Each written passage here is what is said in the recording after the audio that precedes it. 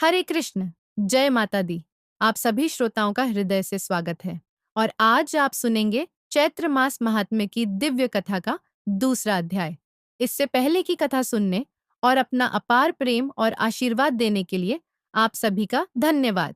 आज की कथा में हम जानेंगे कि कैसे राजा सुदम स्त्री रूप में परिवर्तित हो गए और फिर श्रीमद देवी भागवत का श्रवण करने के पश्चात सदा के लिए पुरुष रूप में लौट आए, राज्य लाभ प्राप्त किया और परम पद को प्राप्त हुए। यह कथा अत्यंत रहस्यमयी और चमत्कारी है, जिसे सुनकर भी अगस्त मुनि की जिज्ञासा शांत नहीं हुई।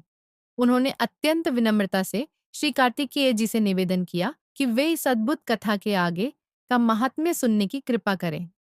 स्कंद भगवान बोले, हे मुनिवर, मित्र और वरुण के पुत्र, मैं अब वह कथा सुनाने जा रहा हूँ जो भागवत महिमा से ओतप्रोत है, धर्म का विशुद्ध रूप में वर्णन करती है और जिसमें गायत्री महाशक्ति का महत्व प्रकट किया गया है।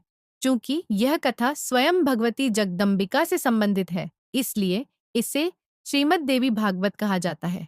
ब्रह्मा, विष्णु और महादेव सभी देवता भगवती आदिशक्ति की आराधना करते हैं। प्राचीन काल में तवाग नामक एक महान मुनि थे, जिनकी बुद्धि विलक्षण थी। उन्होंने सभी संस्कार विधिपूर्वक संपन्न किए, गर्भाधान, नामकरण, चूड़ाकरण और उपनयन। परंतु उनके घर जब पुत्र जन्मा, तभी से वे निरंतर रोग और शोक से ग्रसित रहने लगे। क्रोध और लोभ ने उन्हें जकड़ लिया। माता भी अनेक व्याधियों से ग्रस्त होकर सदा चिंता में डूबी रहती। वह बालक जब बड़ा हुआ तो उसका स्वभाव उद्दंड और अधार्मिक हो गया। वह माता पिता की आज्ञा को तुच्छ समझता और ऐशी मुनियों का भी अनादर करता। अत्यंत दुष्ट और दुराचारी होने के कारण उसने एक दिन एक ऐश्य की पत्नी का हरण कर लिया। मुनिपुत्र की इस कुकृति से आहत होकर अत्यंत चिंतित हो उठे और विलाप करने लगे। उन्होंने कहा, हे भगवती, पुत्र का ना होना ही बेहतर है। यदि संतान कुपटगामी और अधार्मिक हो, ऐसा पुत्र अपने पितरों को स्वर्ग से नरक में धकेल देता है और जन्म भर दुख देता है। सदाचारी पुत्र माता पिता का और कुल का कल्याण करता है, जबकि दुराचारी संतान पूरे वंश का नाश कर देती है।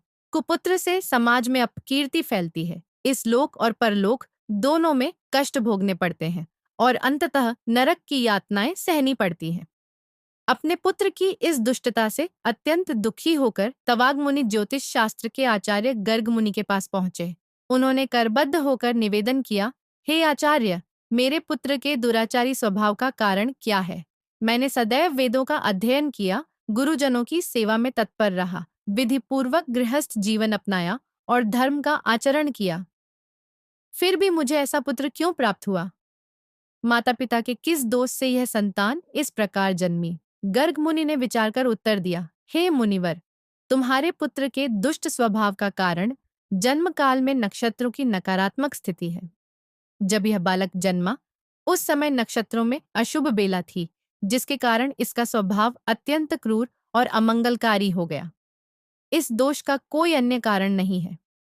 किंतु यदि तुम भगवती जगदम्बिका की शरण में जाओ तो वे संपूर्ण विघ्नों का शमन कर सकती हैं। उनकी उपासना ही इस संकट से मुक्ति का एकमात्र उपाय है। गर्ग मुनि की यह बात सुनकर तवाग मुनि अत्यंत क्रोधित हो गए और उन्होंने आकाश में स्थित रेवती नक्षत्र को श्राप दे दिया कि वह पृथ्वी पर गिर जाए। उसी समय स्वर्ग में देवताओं की दृष्टि उस नक्षत्र पर जा टिकी और देखते ही देखते वह टूटकर एक पर्वत पर आ गिरा। उस स्थान का नाम रेवत पर्वत पड़ा, जिसकी दिव्य आभा समस्त त्रिलोकी में फैल गई। उस टूटे नक्षत्र से एक दिव्य तेज उत्पन्न हुआ, जिससे एक अद्भुत रूपवती कन्या जन्मी। वह इतनी अनुपम सुंदरी थी कि साक्षात लक्ष्मी के समान प्रतीत होती थी। उसी समय प्रमुख ऋषियों की दृष्टि उस कन्या पर पड़ी और वे अत्यंत प्रसन्न हो गए। उन्होंने उसे रेवती नाम दिया और अपने आश्रम में पुत्री की भांति उसका लालन पालन करने लगे। जब वह युवती हुई, तब मुनि ने उसके लिए योग्य वर की खोज प्रारंभ की, परंतु कोई भी योग्य वर उन्हें दिखाई नहीं दिया। इस चिंता से मुक्त होने के लिए उन्होंने अग्निदेव की उपासना की। अग्निदेव प्रसन्न होकर प्रकट हुए और बोले, हे मुनिवर, यह कन्या अत्यंत सौभाग्यशाली है। इसका विवाह एक महान पराक्रमी, धर्मपरायण, युद्ध में अपराजेय और मधुरभाषी राजा दुर्दम्य से होगा। अग्निदेव की यह भविष्यवाणी सुनकर मुनि के मन में प्रसन्नता छा गई और वे कन्या का विवाह संपन्न करने की तैयारी में लग गए। हे भक्तों, यह कथा हमें यह सीख देती है कि जीवन में किसी भी कष्ट या संकट का समाधान ईश्वर की शरण में जाने से ही संभव है। श्रीमद् देवी भागवत के श्रवण मात्र से समस्त विघ्न, दोष और दुखों का नाश होता है। अतः हमें सच्चे मन से भगवती की आराधना करनी चाहिए, जिससे हम अपने जीवन के सभी कष्टों से मुक्ति प्राप्त कर सकें। आश्रम में प्रविष्ट होते ही राजा दुर्दम्य ने चारों ओर दृष्टि दौड़ाई, परंतु मुनिवर कहीं दिखाई नहीं दिए। उनकी जिज्ञासा बढ़ी और तभी उनकी दृष्टि एक सुंदर कन्या पर पड़ी, जो अत्यंत तेजस्वी थी। उन्होंने उसे स्नेहपूर्वक संबोधित करते हुए पूछा, कल्याणी, महर्षि कहाँ गए हैं? मैं उनके दर्शन करना चाहता हूँ। कन्या ने विनम्रता से उत्तर दिया, महाराज, मुनिवर अभी अभी किसी आवश्यक कार्यवश आश्रम से बाहर गए हैं। राजा दुर्दम्य कन्या की वाणी सुनकर क्षण भर के लिए स्तब्ध रह गए। उसकी स्वर माधुरी और मुख पर झलकती तेजस्विता ने उनके हृदय में एक अनूठी अनुभूति जगा दी। उसी क्षण मुनिवर का आश्रम में पुनः आगमन हुआ। राजा ने तुरंत उनके चरणों में प्रणाम किया। मुनि ने अपनी स्नेह भरी दृष्टि उन पर डाली और शिष्य से बोले, गौतम, अर्घ्य लाओ। यह राजा हमारे अतिथि ही नहीं बल्कि हमारे लिए विशेष है। ये हमारे जमाता है, इसलिए इनका विधिपूर्वक स्वागत किया जाना चाहिए। मुनि के इन वचनों को सुनकर राजा आश्चर्यचकित रह गए। उन्होंने संकोचवश कहा, भगवन, आपकी कृपा से मेरा राज्य, मेरी सेना, मेरे मित्र और परिवार सभी कुशल पूर्वक हैं, किंतु आपने मुझे जमाता क्यों कहा? मेरी पत्नियां तो मेरे महल में हैं। रेवती के विषय में मुझे कुछ भी झात नहीं। मुनि ने मुस्कुराते हुए उत्तर दिया, राजन, जिसे अभी अभी तुमने प्रिय कहकर संबोधित किया, वही तुम्हारी अर्धांगिनी है। यह केवल संयोग नहीं, बल्कि पूर्व निर्धारित नियति है। अग्निदेव के वचनों के अनुसार यह कन्या तुम्हारी ही पत्नी होगी। अतः अब संकोच का त्याग करो और इसे स्वीकार करो। राजा कुछ क्षणों के लिए मौन रह गए, किंतु मुनि की वाणी में जो दिव्यता थी, वह किसी भी संदेह का स्थान नहीं छोड़ती थी। उसी समय कन्या ने मुनिवर से प्रार्थना की, पिताश्री, मेरा विवाह केवल रेवती नक्षत्र में ही संपन्न होना चाहिए। मुनि ने कहा, वत्स्य, अन्य अनेक शुभ नक्षत्र उपलब्ध हैं, फिर केवल रेवती ही क्यों? कन्या ने दृढ़तापूर्वक उत्तर दिया, पिताजी, मेरा जन्म रेवती नक्षत्र के प्रभाव से हुआ है और मैं चाहती हूँ कि मेरा विवाह भी इसी नक्षत्र में हो। मुनि प्रसन्न हुए और बोले, वत्स्य, तुम्हारा कल्याण हो। मैं अपने तपोबल से रेवती नक्षत्र को पुनः जागृत कर दूंगा। मुनि के तप के प्रभाव से रेवती नक्षत्र पुनः आकाश मंडल में प्रकाशित हुआ और उसी शुभ मुहूर्त में राजा और रेवती का विवाह संपन्न हुआ। विवाह उपरांत मुनि ने राजा से कहा, राजन, तुम्हारी कोई विशेष अभिलाषा हो तो बताओ, मैं उसे पूर्ण करने को तत्पर हूं। राजा ने श्रद्धा से उत्तर दिया, मुनिवर, मैं स्वयंभू मनु के वंशज हूं और मेरी अभिलाषा है कि मुझे एक योग्य, तेजस्वी संतान प्राप्त हो। मुनि बोले, यदि यह तुम्हारी अभिलाषा है तो भगवती जगदम्बिका की आराधना करो। श्रीमद् देवी भागवत का श्रवण करने से तुम्हें मनोवांछित संतान की प्राप्ति होगी। राजा ने मुनि के चरणों में प्रणाम कर देवी भागवत का श्रवण किया। 9 दिनों तक कथा सुनने के उपरांत उन्होंने विधिपूर्वक हवन किया, ब्राह्मणों को दान दिया और भगवती की स्तुति की। समय बीतने पर मुनि की कृपा और देवी की अनुकंपा से रानी रेवती गर्भवती हुई। शुभ मुहूर्त में ग्रहों की अनुकूल स्थिति में उन्होंने एक तेजस्वी पुत्र को जन्म दिया, जिसका नाम रैवत रखा गया। इस शुभ समाचार से समस्त राज्य में हर्ष छा गया। राजा ने भव्य उत्सव का आयोजन किया, ब्राह्मणों को दान दिया और प्रजा के कल्याण हेतु विविध अनुष्ठान कराए। बालक रैवत धीरे धीरे बड़ा हुआ और वेदों का प्रकांड झाता बना। उसमें असाधारण पराक्रम और धर्म के प्रति निष्ठा थी। जब समय आया तो स्वयं ब्रह्मा जी ने उसे मनु के पद पर प्रतिष्ठित किया। रैवत मनवंतर के स्वामी बने और धर्मपूर्वक शासन करने लगे। इस प्रकार राजा दुर्दम्य और रेवती की कथा चिरकाल तक लोक में प्रेरणा देने वाली बन गई। श्री सूत जी कहते हैं, हे मुनियों, यह श्रीमद् देवी भागवत का दिव्य प्रभाव है। जो भी इसे श्रद्धा से सुनता है, वह सांसारिक बंधनों से मुक्त होकर मोक्ष प्राप्त करता है। ऋषियों ने विनम्रतापूर्वक कहा, हे सूत जी, अब हमें पुराण श्रवण की विधि भी विस्तार से बताइए। सूत जी बोले, विद्वान पुरुष को चाहिए कि ज्योतिषीय गणना कर शुभ मुहूर्त में कथा आरंभ करे। श्रेष्ठ तिथियों और नक्षत्रों में कथा का श्रवण करने से उत्तम फल प्राप्त होता है। इसके अतिरिक्त चारों नवरात्रों में देवी भागवत का श्रवण करने से विशेष पुण्य की प्राप्ति होती है। कथा आयोजन में श्रद्धालु, विद्वान और संतों को आमंत्रित करना चाहिए। अमृतमयी देवी भागवत की कथा सुनने के लिए सभी वर्गों के व्यक्ति अधिकारी हैं, चाहे वे स्त्री हों या पुरुष, सन्यासी हों या गृहस्थ। इसका श्रवण करने वाला भक्त जगत में सम्मान प्राप्त करता है और अंततः भगवती की कृपा से मुक्ति को प्राप्त करता है। धरती को सुंदरता से सजाने की परंपरा अत्यंत पवित्र मानी जाती है, विशेष रूप से जब कोई धार्मिक अनुष्ठान संपन्न होने जा रहा हो। कथा स्थल को झाड़ बुहार कर स्वच्छ करना आवश्यक है और वहां की भूमि को गाय के गोबर से लीपकर पवित्र बनाया जाना चाहिए। इस पवित्र स्थल को भव्य मंडप से सुशोभित करें, जिसके चारों ओर केले के स्तंभ हों और ऊपर श्वेत चांदनी की छतरी तनाई जाए। ध्वजा पताका से मंडप को अलंकृत करें ताकि वातावरण में आध्यात्मिक ऊर्जा का संचार हो। कथावाचक के लिए दिव्य आसन की व्यवस्था हो जो सुखद हो और उस पर उत्तम वस्त्र एवं मृदु बिछौना बिछाया जाए। यह सुनिश्चित किया जाए कि वक्ता पूर्व अथवा उत्तर दिशा की ओर मुख करके कथावाचन करे। कथा सुनने के लिए उपस्थित श्रद्धालु स्त्री पुरुषों के लिए भी समुचित आसनों की व्यवस्था हो ताकि वे ध्यान पूर्वक कथा श्रवण कर सके। जो व्यक्ति कथा रूपी रस का पान करना चाहता है, उसकी आस्था ब्रह्म में होनी चाहिए, देवताओं में भक्ति होनी चाहिए और वह सच्चे हृदय से कथा श्रवण करने के लिए तत्पर हो। लोभ, कपट, पाखंड और अन्य नकारात्मक प्रवृत्तियों से ग्रसित व्यक्ति इस पवित्र कार्य के योग्य नहीं माने जाते, क्योंकि ऐसे लोग कथा की दिव्यता को समझने में असमर्थ होते हैं। कथावाचक को एक प्रकांड विद्वान होना चाहिए जो वेद पुराणों का गहन ज्ञान रखता हो और धर्म मार्ग का अनुसरण करता हो। उसे संधि निवारण में दक्ष होना चाहिए ताकि किसी भी शंका का समाधान सहज रूप से कर सके। कथा प्रारंभ करने से पूर्व प्रथम दिवस में ही सभी श्रोता एवं वक्ता शुद्ध भाव से शौच शुद्धि आदि क्रियाओं को संपन्न करें और फिर नियमों का पालन करने हेतु संकल्प लें। सूर्योदय के समय शुद्ध जल में स्नान कर लें और संध्या, तर्पण आदि आवश्यक विधियों का पालन करें। श्रीमद् देवी भागवत की कथा श्रवण करने का अधिकारी बनने के लिए गौदान करना चाहिए, क्योंकि यह पवित्रतम दानों में से एक है।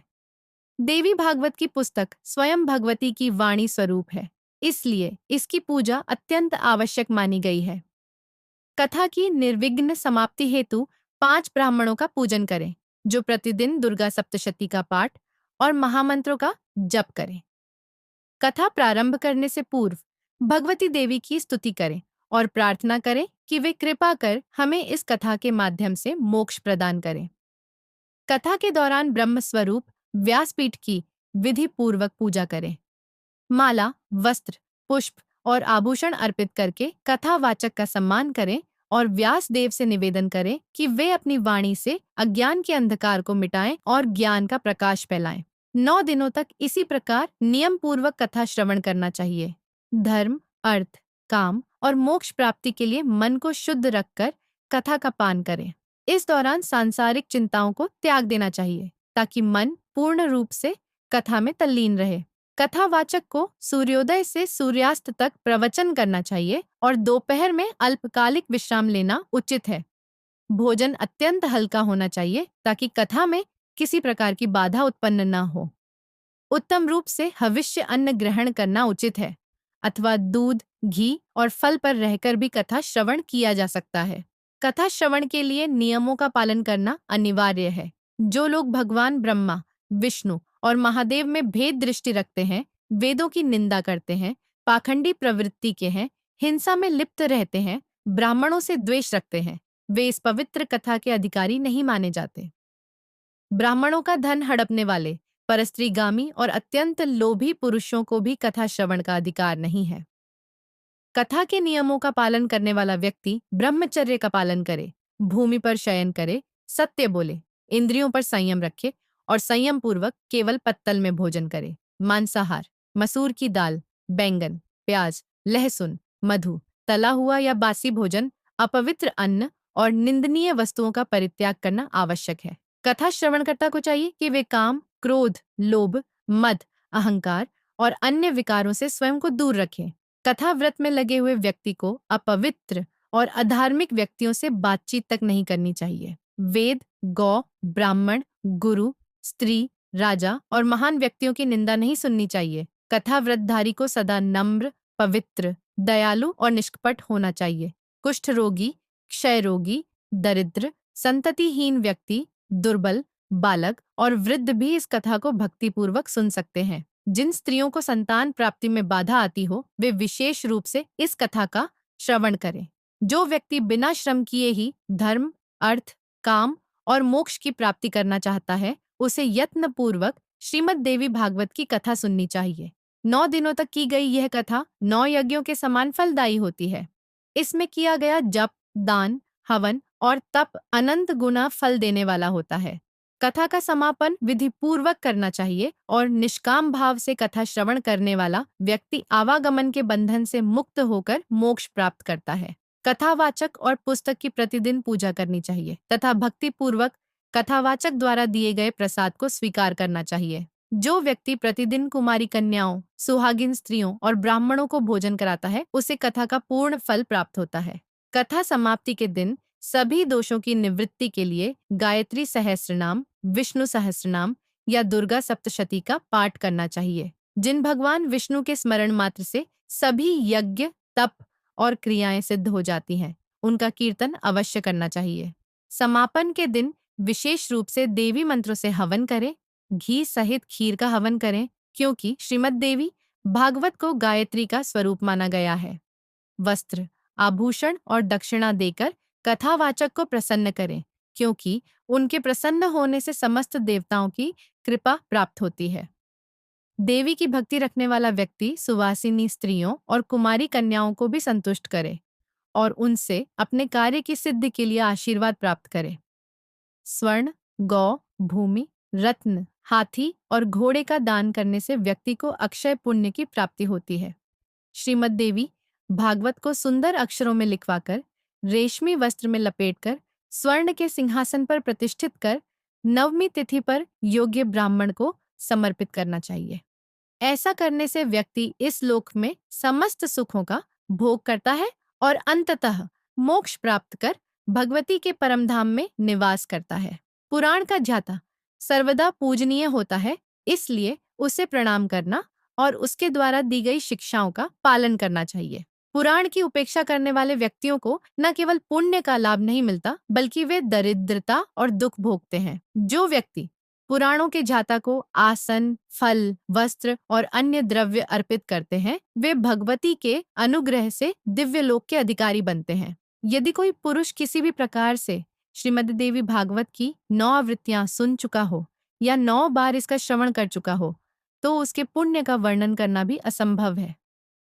ऐसा व्यक्ति जीवन मुक्त हो जाता है, उसके समस्त पाप नष्ट हो जाते हैं और भगवती की कृपा से वह इस लोक और परलोक दोनों में सुख भोगता है।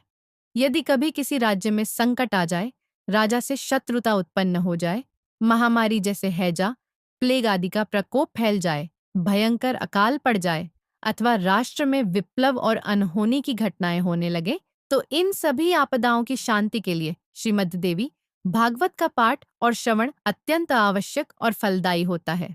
यह पुराण न केवल भूत प्रेत और अन्य अदृश्य बाधाओं का नाश करने में समर्थ है, बल्कि शत्रुओं पर विजय, राज्य सुख, पुत्र प्राप्ति, धन वैभव और मनोवांछित सिद्धियों को भी प्रदान करने वाला है।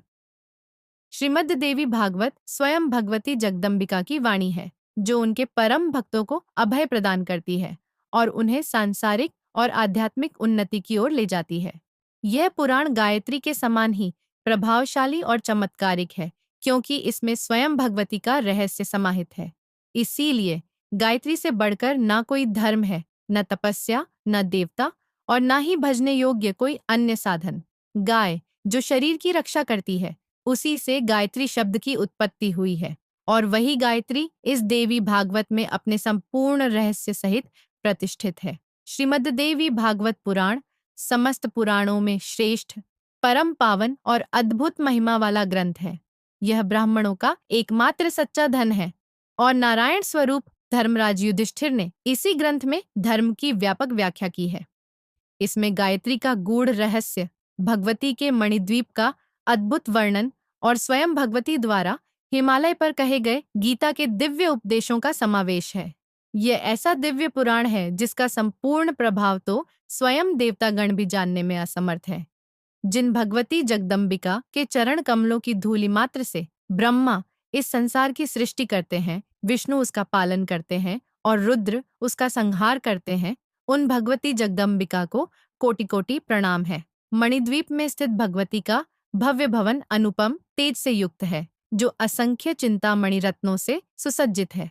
अमृत से भरे कूप, दिव्य कल्प वृक्ष और आभामंडल से प्रकाशित वह धाम अनंत सुख प्रदान करने वाला है। वहाँ स्वयं भगवान शंकर, जिन्होंने भगवती को हृदय में स्थान दिया हुआ है, जिनकी प्रसन्न वदना का ध्यान करके योगी जन मोक्ष प्राप्त करते हैं, उन भगवती जगदम्बिका की कृपा से ही समस्त लोगों का कल्याण होता है।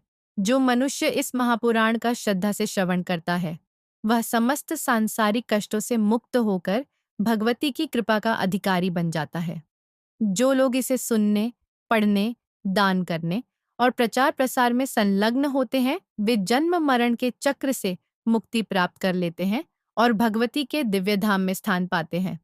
इसीलिए प्रत्येक भक्त को चाहिए कि वह इस पावन पुराण का श्रवण करे और भगवती की महिमा का गुणगान करे। हे मणिद्वीप की अधिष्ठात्री, हे जगत जननी, हे विश्व की आधार शक्ति, हम आपको बारंबार प्रणाम करते हैं। हे भगवती जगदम्बिका, आप समस्त भक्तों की मनोकामनाएं पूर्ण करें और इस संसार के समस्त प्राणियों को शांति, समृद्धि और भक्ति प्रदान करें। जय माता दी।